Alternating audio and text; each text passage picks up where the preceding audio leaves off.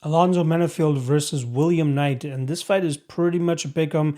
We do see Alonzo Menifield as a slight favorite at most of these bookies as well too, but no higher than like -115, -120. So let's start off on the Alonzo Menifield side, who's coming off a two fight losing streak, both of those being his only ever losses in his career, and definitely a wake up call that he required, especially getting away with the ways he's been winning in his prior fights. Right, the Deshaun Boatwright fight, I believe that was an 8-second fight. Vinicius Moreira, the guy had nothing to give to him on the feet, and Alonzo Menifield was able to make him pay and get the knockout there. Paul Craig, same thing, was able to get him out of there relatively quickly.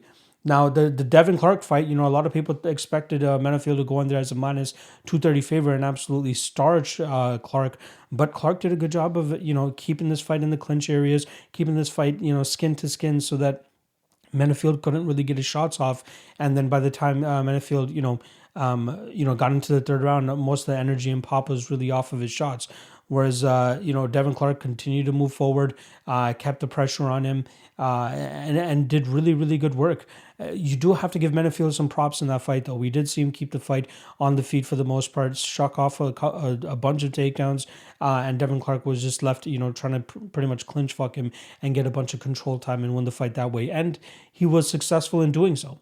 Against Ovin St. Preux, we just saw Menifield show, it was a tough fight. We saw OSP, pretty much on his bicycle the entire time. I was happy to catch OSP in that fight at that +140 range.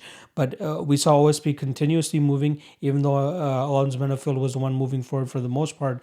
But we saw him ripping that kick up the body. You know what I mean? And from that southpaw stance, we saw OSP just absolute butcher the body of Alonzo Menifield with that front kick up the middle, and it was landing pretty much at all times. In that second round, there's an instance where there was like 15 or 16 unanswered strikes from OSP, against Menifield, where he just kept ripping the body, and Menifield just didn't know how to close the distance, didn't really know how to put his punches together, and seemed quite lost out there. And that's very unfortunate to see from a guy, especially from Fortis MMA, under the tutelage of Saif Sayud, as you believe somebody like that would be able to, have a plan B if things really weren't going their way. But, it could have been the cardio. It could have been the fact that Menifield just really didn't know how to close that distance effectively. And those body shots were definitely adding up. So you don't want to take too much away from those as well, too. Now, Menifield, we know his game, right? He moves forward. He likes to throw bombs, and more often than not, his opponents fall before him. But when they're not, things get a little bit sketchy, as we saw in his last two fights against Clark and OSP, right? Also, talk about a beautiful counter from OSP to put Menifield's lights out. Beautiful, beautiful finish there from OSP. Now, William Knight, on the other hand, we're talking about a fighter that's 9-1. His only losses to Tafon Nchukwi, who's in the UFC now as well. Almost a similar style where he was just going out there and absolutely battering these guys on the feet, showing that he could still finish guys later in fights too. I believe the Rocky Edwards fight is one that went into the third round. Still got to finish there. But that second round was pretty much an entire stalemate. As you saw Rocky Edwards on the back of William Knight, and William Knight just holding on for dear life with on that one arm of Rocky Edwards, pretty much keeping his stalemate. No damage done, no real work being done from either guy. So we saw William Knight come out in that second round and look much better, look cleaner and crisper, and landing the beautiful one to drop Rocky Edwards on his butt. Then we saw William Knight come into the Cody Brundage fight. That was the Contender Series fight. And Brundage gets the takedown, gets his back almost immediately. And we see a similar thing like we saw in the Rocky Edwards fight. We saw William Knight just holding onto that arm, and Cody just could not get it out. The referee, Cody eventually tries to move, especially from the instigation from Herb Dean in terms of threatening him that he's going to put them back on the feet. And then we see William Knight take advantage of that transition, get back to his feet, and then Brundage right back in on a takedown. And we see William Knight ring down those Travis Brown style elbows and get the finish there. The Alexa Camor fight, that was a very solid fight and a good showcase that we saw from William Knight. And that's the type of fighter or that's the type of fight I want to see from guys like a Tom Aspinall, right? I was kind of shitting on Aspinall the other week, saying that we've never seen him in the second and third round have solid cardio. Then he goes out there and proceeds to finish Arlovsky within the first minute of that second round, but it still doesn't answer my questions, which seem like Tom Aspinall slowing down a little bit in that first round, and I'd like to still see how he looks in round 2 and round 3. Whereas William Knight, we've seen him, in a grueling fight, a clinch-heavy fight, both guys wearing on each other in the cage. But in that second round, we saw William Knight land a beautiful takedown, beautiful trip takedown. In the third round, same thing, saw him land a beautiful trip takedown, and then doing some good work from on top, maintaining that position. Will he be able to get Alonzo Menifield done? I'm a little bit skeptical about that. I'm not 100% sure. Given the fact that Devin Clark couldn't get Menifield down, hold him down. I'm not sure if Knight will be able to do the same thing. I do think though, if this fight does play out in the grappling and clinching round for the most part, I gotta give the slight advantage to William Knight. I feel like he'll have more power and he'll have more cardio as well too, to at least last those 3 rounds and really just continue to put the pressure on William Knight, on Alonzo Menifield.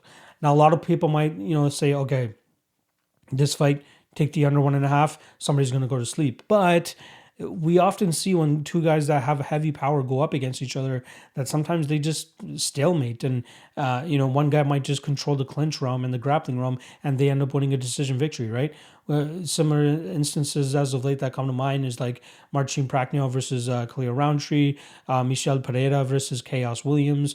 Like, it doesn't necessarily mean that both guys that are knockout artists are going to go in there and try to knock each other out. There's got to be a level of respect from both sides, and both guys might be like, okay, I don't want to get knocked out, but I do want to play this fight as safe as possible. And from what I've seen in the cage thus far, I would have to lean the William Knight side of things because he seems a little bit more aggressive when it comes to the clinch game. We've seen him do some good damage from on top. That is, if he's able to get Menifield to the ground.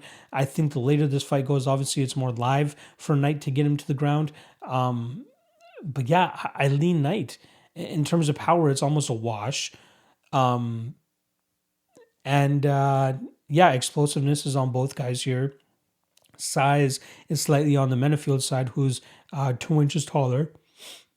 3 inches taller. William Knight, 3-inch reach disadvantage as well.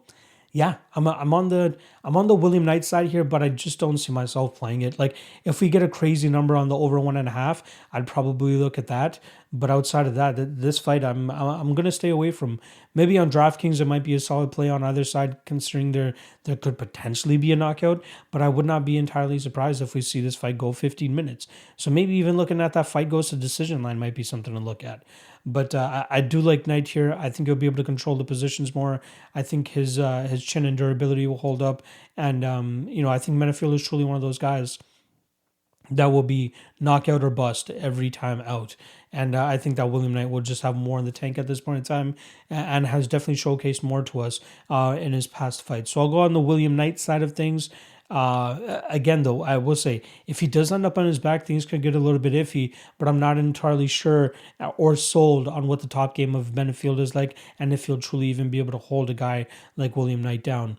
We did see William Knight get held down by Jamel Jones, but that guy was definitely a weight class above, took that fight on short notice, and was holding down William Knight pretty easily. And then once we saw the next round start, we saw Jamel just absolutely gas out. William Knight land a bunch of bombs, and Jamel actually absolutely tapped out in that fight. So durability, longevity, cardio, I lean William Knight. And I think that's all, like, that main X factor is going to be all it takes for the guy to get their hand raised. So I'll be going with William Knight, and I'll go with, oh man, I'm going to say decision.